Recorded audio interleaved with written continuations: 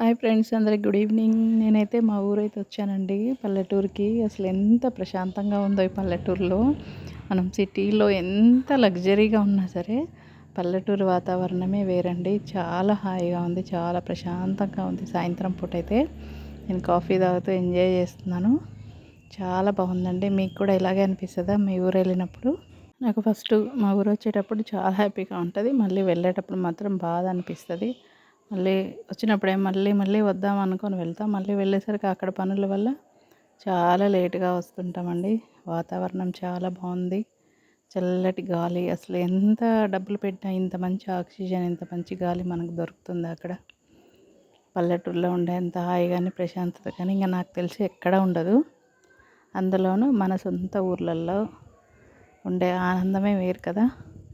నాకైతే అలాగే అనిపిస్తుంది. మీకు కూడా అలాగే అనిపిస్తుందా? నాకైతే చెప్పండి.